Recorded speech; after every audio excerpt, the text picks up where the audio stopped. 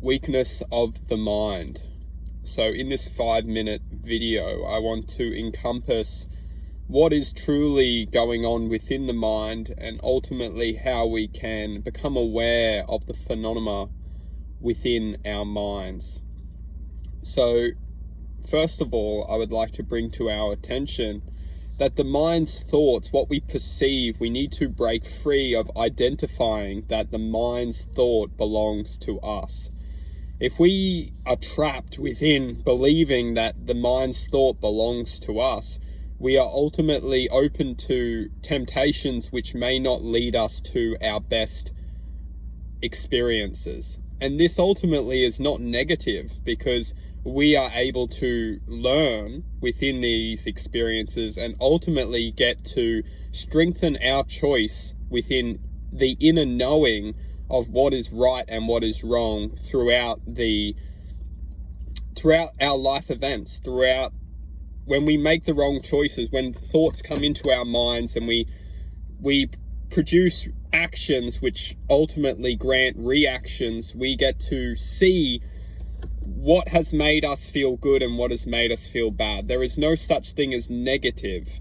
There is only perception, which effectively negativity promotes itself within our existence.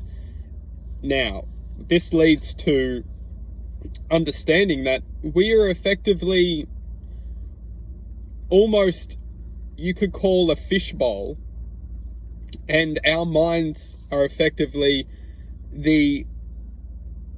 our minds are open for anything to be added into that fishbowl.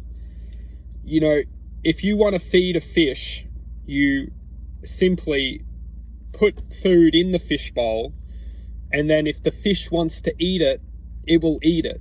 We are metaphorically the fish, and that fish is infinite. So if something is being added into the fishbowl and we can't see with what is going to be good for us or what is bad for us, we take the bait and we only find out what is good and what is bad after we've digested that experience. Now, we have to understand that this fishbowl is effectively a sense of imagination.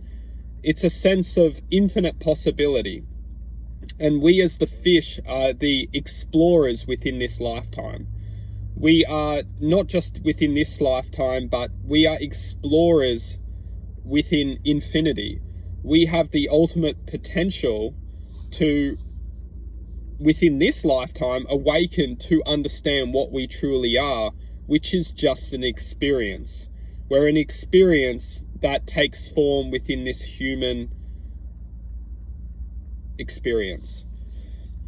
And we must understand that the minds are only the capacitor of our thoughts. And the thoughts which we are perceiving, they don't necessarily have the best intention for us to develop outside of their band of frequency. Within this lifetime, we are programmed to perceive a certain frequency, and that frequency is what we call normality. Now, within normality, we can either live our lives, or we can just live our lives and succumb to our experiences and everyday reactions and just fitting in with normality.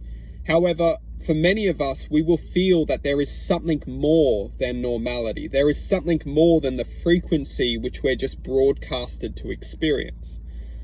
And when we start to experience this inner feeling or inner, questioning of, is this all it is? Is this really what we're taught about the reality which we're living in, what we're perceiving, what we're thinking? Is this just it? We start to understand that the very means of our own prison of this frequency which we're experiencing is all coming from our minds. It's all mental. And that's why we understand that from a very young age, we're fed our thoughts. We're fed to not question our thoughts. We're fed just to eat the food which is normalized as our own thoughts. We need to understand that we are not our own thoughts. What we truly are is an infinite potential within an infinite imagination which cannot be controlled, it can only be influenced.